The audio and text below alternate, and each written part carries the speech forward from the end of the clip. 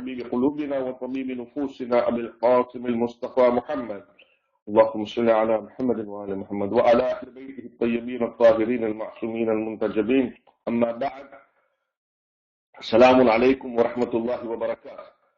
I just want to make sure that you can hear clearly and the sound is clear, and I would request that on your side that you mute your mic so that there is minimal, if any, interference. Is the sound clear, please? Can somebody tell me if the sound is clear?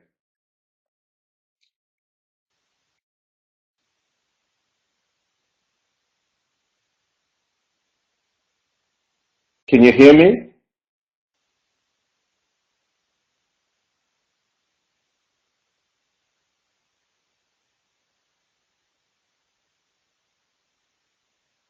Okay, Alhamdulillah, I can see that the sound is clear, so we'll continue. I don't have a list of all the participants on the left side of my chat bar. For some reason, it doesn't show up, but it doesn't matter. Wa alaikum salam to everybody.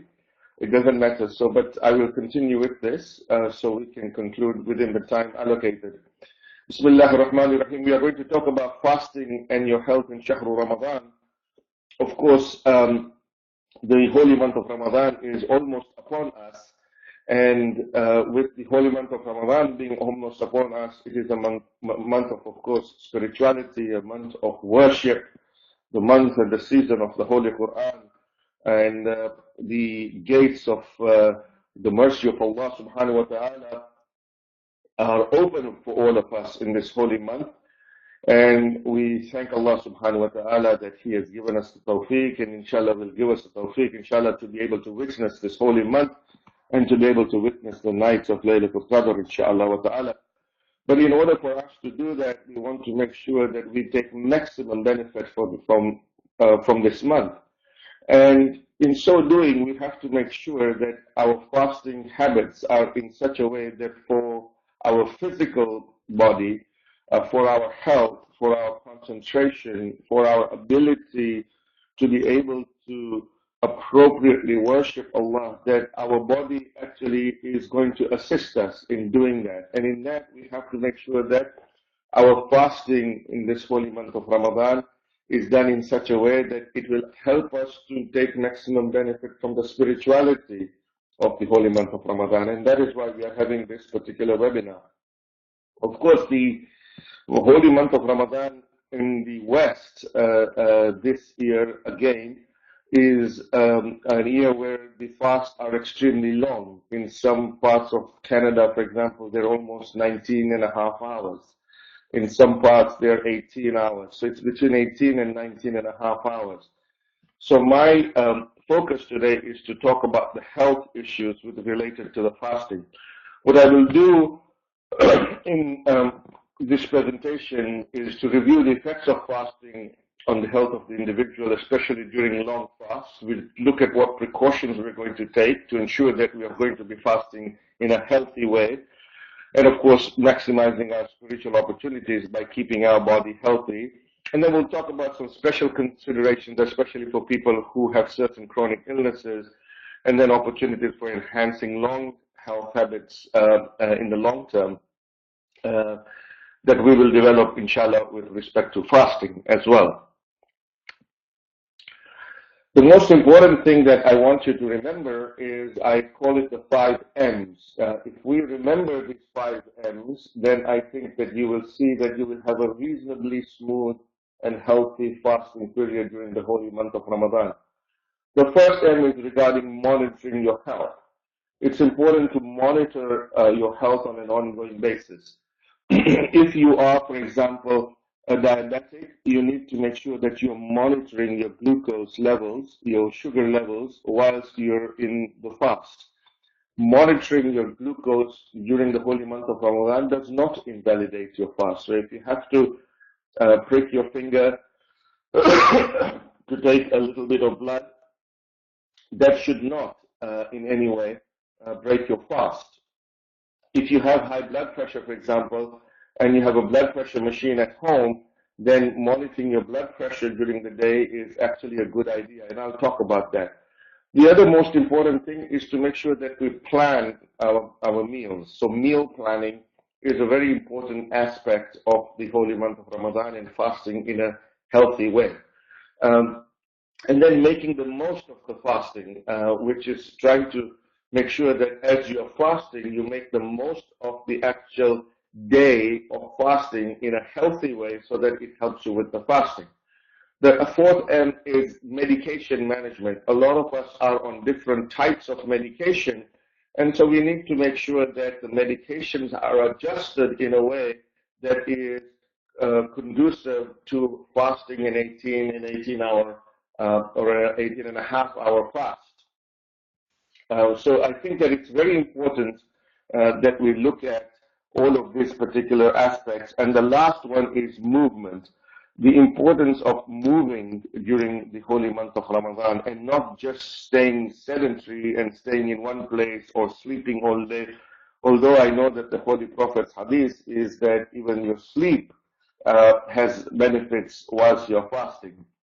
And every breath has a benefit whilst you're fasting from a spiritual perspective. But this is the 5 M's that we're going to talk about, inshallah. Now let's look at monitoring your health. It's important that we measure parameters that are readily available. Of course, some of the parameters we will not be able to measure. But wherever we can measure, it is important that we measure it during the holy month of Ramadan. For people who are diabetic, for example, measuring, as I said, your blood sugar levels, your blood glucose levels during the holy month of Ramadan will be extremely important so that you know when you will actually be when your sugars are going to be low, when your sugars may in fact go high, and then adjusting your medications accordingly. To do that, during the holy month of Ramadan whilst you're fasting. For people who have high blood pressure, measuring your blood pressure, as I mentioned, there are some people who have conditions like congestive heart failure, and changes in your weight should be something that you can measure even during the day. There will be fluctuations in your weight during the day, depending on your medications that you're on for a congestive heart failure or something like that. And that's what you can measure in the holy month of Ramadan. The other thing that you have to, as far as monitoring your health is concerned, is be aware of warning signs. The most important things that we need to be aware of is dehydration, because we are, number one, very long fasts, 18 to 18 and a half hour fasts. And number two, the fasts also occur in the summer. So it depends on what kind of work you do and whether you are in a place where the office is air conditioned or not air conditioned, or you're working outside, or depending on what kind of work you do, dehydration during this month is a very, very concerning thing. You need to make sure that during the time between iftar and the time between iftar and suhoor, that you are adequately hydrating yourself in a way where the water in your body is going to stay in your body for a reasonably good length of time. And dehydration, if you have symptoms of dehydration, like feeling dizzy, feeling tired, feeling fatigued. I'm not talking about the regular tiredness that you will have, of course, as you fast in the holy month of Ramadan, but being extremely fatigued and tired, feeling dizzy. Some people even looking, they get dehydrated to such an extent that they actually pass out. One of the other signs of dehydration is that if you're lying down and then you get up all of a sudden, you start to feel dizzy, and that is a sign of dehydration. So those are some of the signs that you have to sort of watch out for. And I know there is a webinar next week that is being given on the fiqhi aspects of fasting. And so I think the scholar will inform you as to what you should do in those events where, you're having some warning signs where, you may have to, in very exceptional circumstances, potentially look at breaking your fast and how that needs to be done in accordance with the fatwa of the ulama, inshallah. The other thing is, if you're a diabetic, you have to watch out for things like, low blood sugars and high blood sugars, and symptoms like trembling, headaches, dizziness, sweating, extreme tiredness, become really pale, having blurred vision. The other one, of course, is mood changes. Sometimes low blood sugar actually causes a lot of irritability and mood changes. A lot of us are irritable anyway during the whole month of Ramadan because we haven't had any food or drink. But that's all part of the essence of fasting, is that you're fasting your entire body. It's not just a fast of hunger and thirst. It's also a fast of your character, as the fourth Imam has said, alayhi salatu wasalam. And of course, extreme hunger and so on and so forth. So these are some of the warning signs you need to be able to sort of watch out for. Now, the other important thing is meal planning. Meal planning is one of the most important areas of healthy fasting, which will allow you to fast most appropriately. If you plan your meals appropriately, you will have, inshallah, a very, very smooth holy month of Ramadan. And I'm just going to give you, excuse me, I'm just going to give you some parameters and some advice as far as your meal planning is concerned. I've worked very hard in this area with actually some professional chefs in trying to make sure that we can come up with a plan that would be appropriate for people who are fasting for 18 hours. And I've worked with nutritionists and chefs to make sure about that. So this is something that's very important. It may sound, insignificant to some people, but this will determine how smooth your fast will go.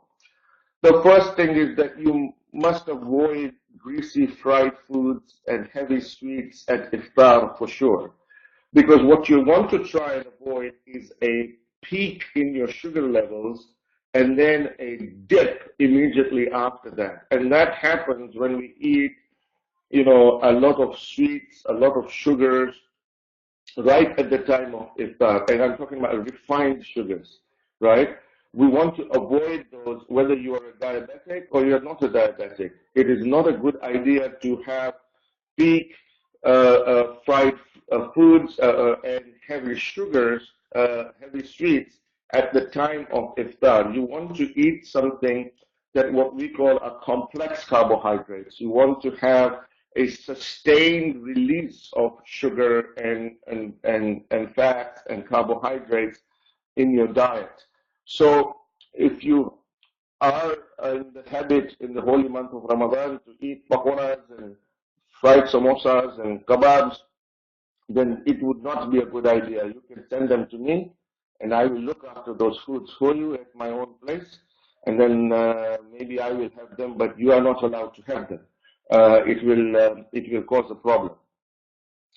You want to try and avoid increased caffeine and energy drinks. Energy drinks especially are very, very high in sugar. They have taurine, they have other things in it which are not a good idea. And increased caffeine is also something that you want to avoid. Why? Because caffeine itself is actually a diuretic, so it will make you lose water, and that's something that you want to avoid. I'm not saying that you cannot have a cup of tea at the break of fasting. You can have a cup of tea, but don't try and avoid a double shot of espresso or something like that, or you are having 2 cups of tea and then you're having a cola drink on top of that, and then you're having sort of a coffee again after that. That's a very high load of caffeine that you want to try and avoid. You want to maintain your diet, that is close to your regular non-fasting diet as much as possible. It's easy to say, but it's very hard to do, because the time that you have between iftar and suhoor is going to be about 6 hours, so you don't have a lot of time. What you should be doing is to have an iftar, and then you have to have maybe a couple of snacks, and then you have suhoor. You have to try and time it in a way that it's like that. It's difficult, and it's going to be difficult for some people, especially if they are going to work and they have to go to sleep during the holy month of Ramadan so that they can get up for work at a reasonable hour. And of course, for the kids who are also, I think in the first half at least of the holy month of Ramadan, they are going to actually go to school. So it's going to be important to make sure that they are adequately that they're adequately nourished as well in the appropriate way. So frequent small meals and avoiding what we call carbohydrate loading, having meals that are very high in carbohydrates. That's not something that you want to do in this holy month of Ramadan. So if you have these high sweets, like I said, you can send them to me and I will look after them for you, but this is what you want to try and avoid in this holy month of Ramadan. Now, having said that, I do understand that it is the holy month of Ramadan, and sometimes you may get invited to somebody's house and there will be fried foods and so on and so forth. And so you don't have to totally avoid it. I mean, you can take a little bit, depending on which day it is, and sometimes you have some, and it's okay to indulge in it a little bit. But to do it on a regular basis is something that you want to avoid. Okay? The most important thing is water, water, and water. Water is the most natural fluid that you need. It is the most healthy fluid that you have. It is something that you need to drink after you after you break your fast at iftar. You want to try and avoid those fruit juices. Fruit juices are very high in sugar, and like I said, you have to avoid cola drinks because cola drinks are also very high in sugar, as well as they're high in caffeine and they're high in acid. Dehydration, as I said, is a major concern, and it can cause thrombosis, blood clots, and also constipation as well is a very major problem in the holy month of fasting. I'll talk to you about constipation in a minute. Caffeine is a diuretic, as I mentioned, and can make the dehydration worse. As far as foods are concerned, you want to make sure that when you wake up for suhoor, you eat protein and complex carbohydrates. Now, protein, I mean, you can eat meats, you can eat chicken, you can eat fish, you can eat other proteins as well. One of the most important things that you can eat at suhoor, and especially for those in the household who are responsible for cooking, is try and see if you can make soups. Soups are the key for suhoor. If you can make a hearty soup that contains, chicken and potatoes. Potatoes are high in starch, but a little bit of potatoes, chicken, sort of making with vegetables and beans and lentils.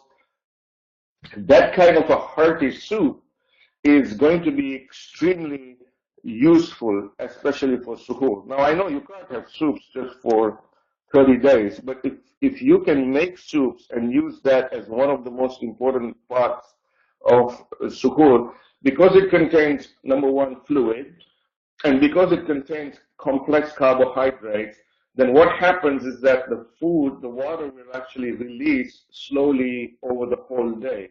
And that's how you will be able to keep yourself hydrated as much as possible. You can have cheese, rice, yogurt is very good, except don't have those fruit yogurts. Fruit yogurts have a lot of artificial sugar.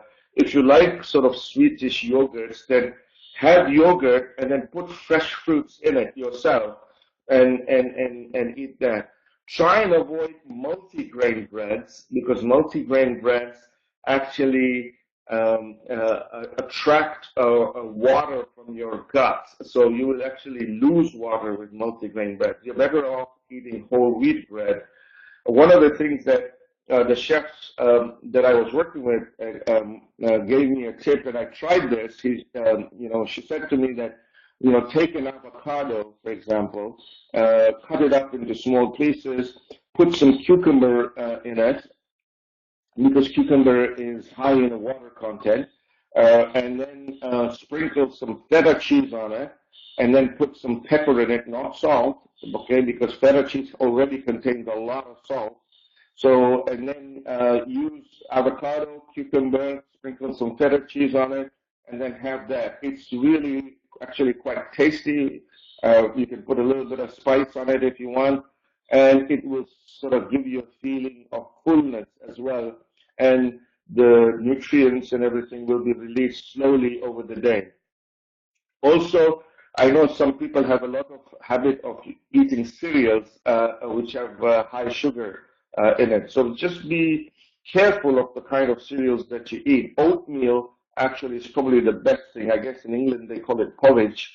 That's one of the best meals that you can have during the day. Fiber becomes very important. Fruits, vegetables, are important to avoid constipation and the feeling of hunger. So you want to have this feeling of fullness, and you want to take foods that are going to allow you to have slow release during the day.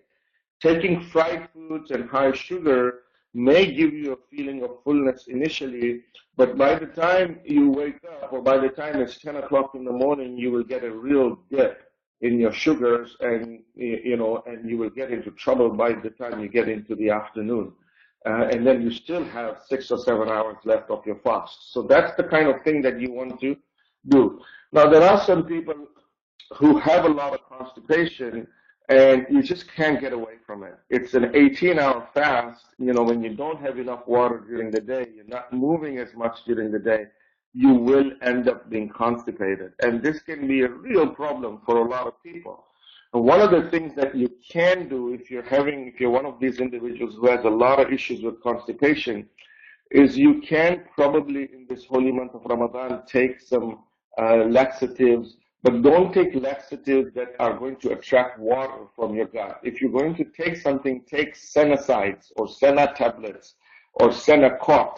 That laxative, what it does is actually stimulates your bowel to move, and it doesn't necessarily cause water to be attracted into your gut. So as long as you're eating fibers, if you're eating fruits, vegetables, and you're having good hydration between iftar and suhoor, then having some Sena tablets or Senasides are going to probably help you with respect to your constipation. And you should probably have it at iftar time, and then that will help you being a little bit regular than you would normally. So that's a very important area that you need to sort of understand with respect to constipation.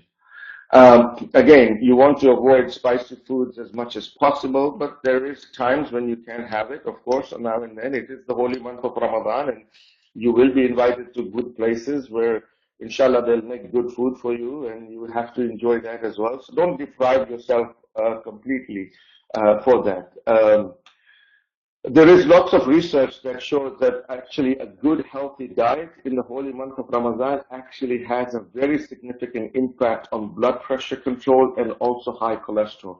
So if you're suffering from high blood pressure and high cholesterol, if you have a good healthy diet in Ramadan, it will bring your numbers down significantly. There's really good research that shows this. But the most important is maintain a healthy eating habit during the month of Ramadan. And once you get into the habit of eating healthy during the month of Ramadan, the challenge then is maintaining those healthy eating habits even after the holy month of Ramadan. This is the advantage of the medical benefits of fasting, is that you end up with continuing those healthy habits even after the holy month of Ramadan finishes. The other thing that you can do is, this is a good time to stop smoking. In fact, it is the best time to do this. And this would be a good time to look at using smoking aids, such as the nicotine patch. Now, my understanding, and you can ask the scholar who will do the fiqh aspect of fasting next week, if you can use a nicotine patch. My understanding is that nicotine patch is allowed during the holy month of Ramadan, but you can check with him. And that means that if you are a smoker and you put on a patch, you will have a slow release of nicotine that gets absorbed through the skin. And that then will decrease the craving for you to actually smoke during the holy month of Ramadan.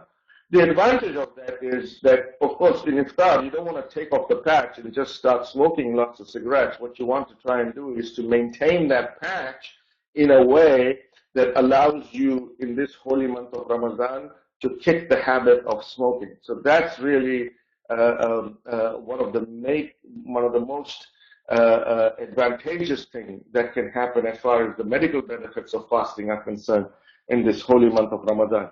Really, it is the time when you want to try and see if you can stop smoking. We've all seen this. People who are smokers, when it comes to the holy month of Ramadan, when the adhan comes, the first thing they do, even before eating, is to light a cigarette. This is not a good idea. Because that nicotine rush will actually make you a little bit dizzy, but also you don't have enough fluid in your body, and you're now just taking nicotine, and that combination of decreased amount of fluid or dehydration and nicotine can really cause you to be quite dizzy, and you may actually even fall. But it is a really good time to see if you can start to kick the habit of smoking. Controlling junk food ingestion and so on and so forth. And there is, of course, a hadith from our fourth Imam that, there are many types of fasts. There is a general fast, okay, which is the fiqhi fast that we do. We refrain from those 11 things that, you have to refrain from a fiqh perspective. But then there is a specific fast that he talks about, which is a fast where your entire body is fasting. Your tongue is fasting. Your eyes are fasting. Your legs are fasting. All the parts of the body are fasting. And this is very much an ethical fast, and a fast based on your behavior and your morality and your ethics. And then there is the third level of fast that he calls the most specific fast. This is where your essence is fasting as well.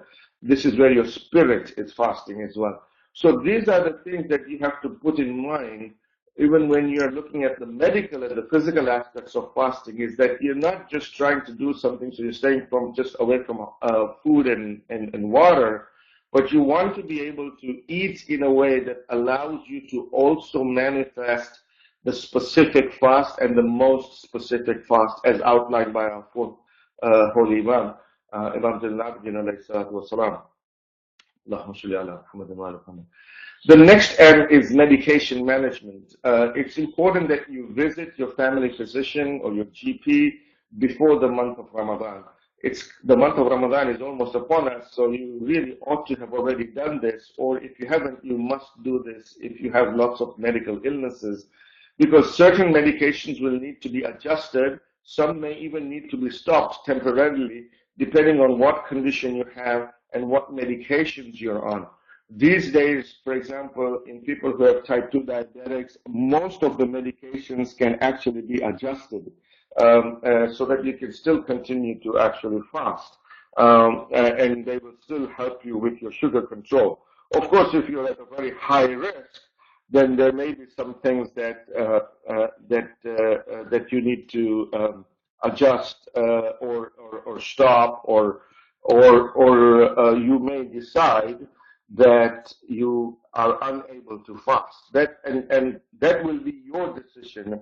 I strongly believe, and I think that even from the Islamic fiqh perspective, the final decision on whether you fast or not is your decision. It is not a decision that the doctor can make for you. The doctor can provide you with information, the doctor can provide you with facts, but eventually the decision has to be yours on whether you are able to or not able to fast. I'm sure that the scholar next week on the webinar will talk more about that when he talks about the 50 aspects of fasting. Some special precautions. Diabetics must visit their doctor prior to the holy month of Ramadan, especially because you need to monitor your blood sugars and you will require medication changes. A lot of the medications dosages, the newer medications, you probably won't have to adjust the dosage, but you may have to adjust the time that you take the medication. So instead of taking the medication at breakfast that you normally would, you may end up taking your medication at iftar time in the afternoon, to be able to in the evening to be able to appropriately manage your diabetes. Your kidney function will probably need to be monitored, and it may not be a bad idea that in the middle of the holy month of Ramadan that he gives you a blood requisition so that you can get some kidney tests and other blood tests and electrolyte tests if you're a diabetic to make sure that you're fasting and there are no long-term health effects of fasting. There is a process through which we stratify risk. The physician will stratify risk with the patient, whether they fall in the very high risk, the high risk to medium risk, or the very low risk, as far as fasting is concerned. And like I said, the aggressive meal planning becomes very important, especially if you are a diabetic. But most type 2 diabetics whose sugars are in reasonably good control before the holy month of Ramadan will probably be able to fast reasonably safely during the holy month of Ramadan, provided a plan has been developed with them and their physician, their family physician, depending on their own individual health issues and health concerns. For your heart medications, as far as high blood pressure is concerned, you may actually require some medication adjustment. A lot of people with heart medications are on diuretics. That may actually require some medication adjustment and some minor changes if you have coronary artery disease or so on and so forth. But the important thing is do not adjust your own medications without the advice of a physician. You must go and see a physician and you must get advice and work with the physician as a team to be able to do the fasting most appropriately. The last M is movement. Exercise is very important during fasting, but you need to be smart. You want to avoid intense exercise, especially during the midday, right? The most important thing in the holy month of Ramadan is mild exercising, such as a walk. Normally, I tell my patients to walk about an hour prior to iftar. So it's the evening, the weather is a little bit cooler, and just before they enter the mosque, if they have a walk, it really helps them because as soon as they get to the mosque, they can actually break their fast. Now, I know that a lot of our programs in the mosques are actually going to start much earlier because they want to end everything before iftar. And so I'm not saying that you should miss Quran Khani and you should miss dua and all of those and lectures and things like that. But I think you need to be smart about actually exercising. Maybe parking your car a little further away rather than parking it right by the door and so on and so forth. But it's important that you move and there is some level of exercise in the holy month of fasting. It will also prevent you from having clots and things like that in your legs. So in conclusion, most people will have no problems with their health once they're fasting in the holy month of Ramadan, provided you plan it out properly and provided you focus on the 5 ends that I've outlined. And healthy fasting strategies will allow you to be able to concentrate better and focus better on the spiritual benefits of this great holy month. You can't be obsessed about the eating and drinking and so on and so forth. You need to be more obsessed about the worship in the holy month of Ramadan.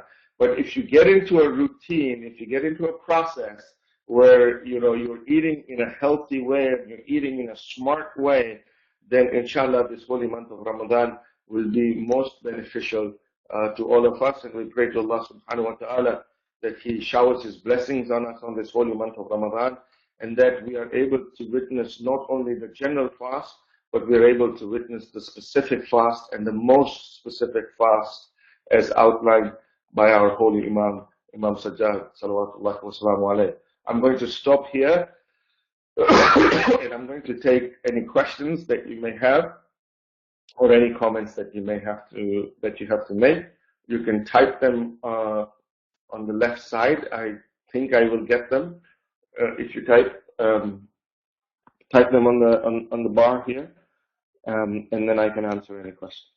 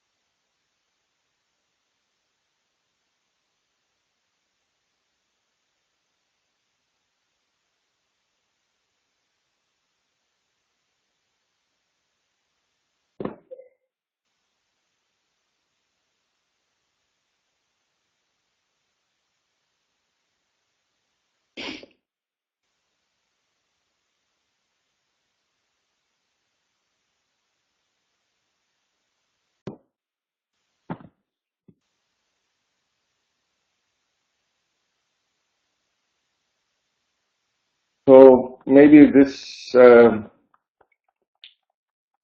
was as clear as mud. It seems there are no questions. Any clarifications or questions that we can answer before we? You want me to put the slide for the 5M?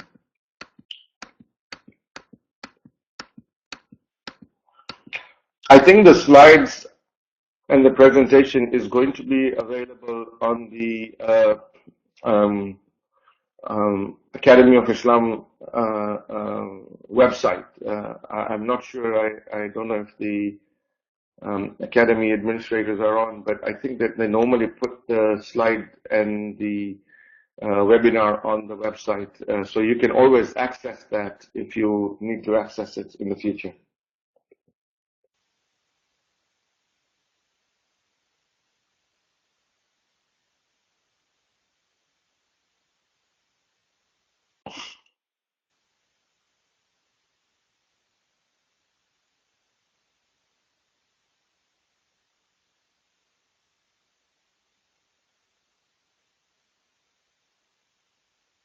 Yeah, this is a very good question. That my daughter is turning balig and she's very picky eater. What do you advise on the kinds of food that will help her maintain her energy levels and maintain her fast? It's tough for young children who are going to fast, during the holy month of Ramadan. I think that you still want to follow the general principles that I've outlined. You really have to look at what is it that they're picky about, what kind of picky eaters they are. If they're really just picky eaters that they only like junk food, then you will have a challenge on your hands. But if they do like complex carbohydrates, like cheese and things like that, sometimes these kids have not experienced some of the foods that they can have during the month of Ramadan, and if you make it tasty enough for them, they actually will like it. So I would experiment and see what they like. But again, you want to make sure that they are having foods that have a high water content, they're complex carbohydrates, in fact, and protein is very important for them. So whatever you can, give them lots of protein. And protein is something that is going to last in your stomach for a long time. So it is one of the things that actually sustains the person over the length of the fast. Have a high amount of protein. Even if you have barbecued meats and stuff like that, that's good. It's protein. I don't think there is any problem with having a protein like that. Don't get too worried about the fact that in the holy month of Ramadan, that if I have too many barbecued meats, my cholesterol is going to go up and so on and so forth. I think what is important is you want to have foods that are going to sustain you throughout the day and maintain your energy throughout the day. The worst thing you can do is to give them a high sugar drink or a high sugar load at Seri.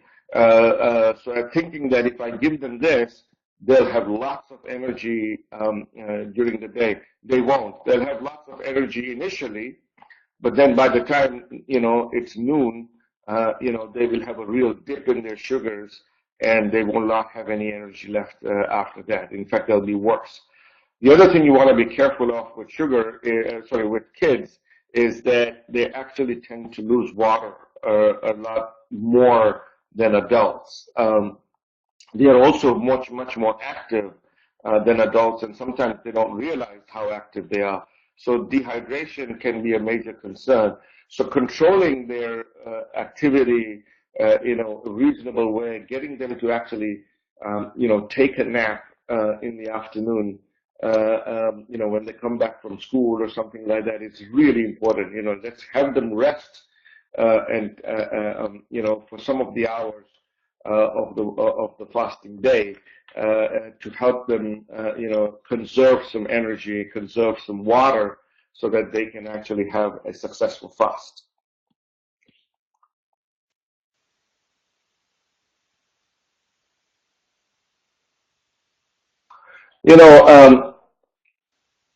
Cookies and muffins are very, very high carbohydrates, even when they are made with whole wheat. If you are going to have cookies and muffins, then yes, you can, it's better to have them with whole wheat, and hemp seed is very good. But also cookies tend to be very high in sugar. So if you're going to have a cookie or a muffin, better to have it at iftar and enjoy it at that time. But to have them at suhoor will still give you a very high peak in your sugars. And that is something that you want to avoid.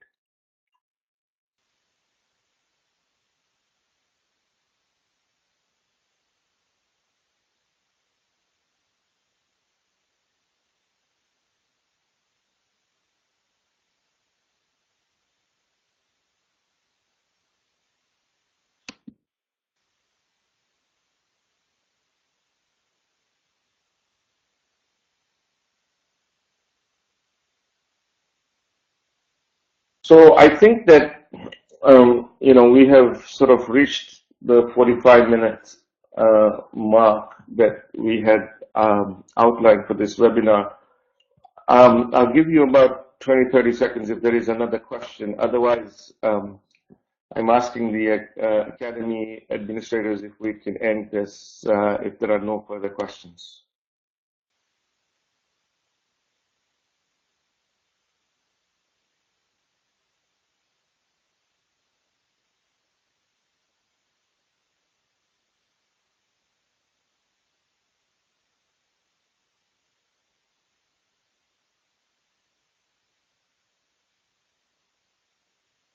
Okay, it looks like there are no further questions. Of course, if you have any other questions, you can.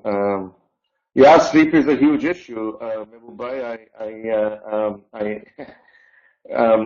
It's one of the biggest problems I have in the holy month of Ramadan, especially if you're working. My advice for sleep is that because the time of iftar until the time of suhoor is so short, and then what happens is when you take lots of fluid, even between iftar and suhoor, you take lots of water, or even at suhoor, you will take lots of fluids. Even if you do have the, ability to sleep after Fajr, then what will happen is because you've taken a lot of fluid, in the first few hours you will go to the bathroom quite a bit, so you end up waking up a lot. So your sleep is going to get fragmented. There is no doubt your sleep will get fragmented. That becomes a real big issue. Avoid sleeping pills. That's one of my first things. This is not a good idea in the holy month of Ramadan to take sleeping pills. The other thing is, the most important thing is that, excuse me, the most important thing is that you should take a nap in the afternoon. If you can squeeze in an hour and a half after you come back from work, if you are coming back from work at 5 o'clock or whatever it is, if you can take an hour and a half or hour nap, it's called a power nap. It gets you into very important stage 3 and stage 4 sleeps. And it's easy because you are fasting, and so your body naturally wants to go to sleep in the afternoon.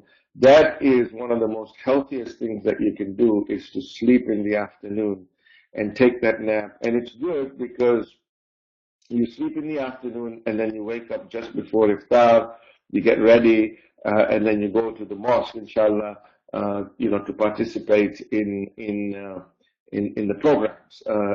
So if you can make a habit of that during the holy month of Ramadan, it will really help you with your sleep during the rest of the day.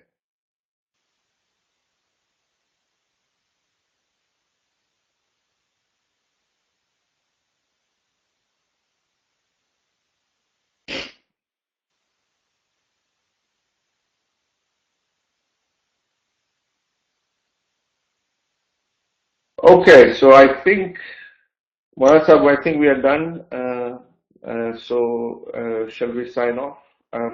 Before I sign off, I'd just like to ask the participants to not forget me and my family in the holy month of Ramadan in your prayers.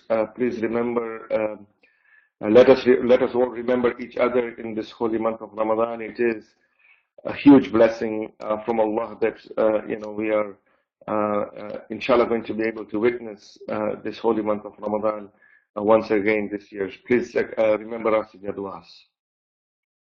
Ahsant. And Khudafis.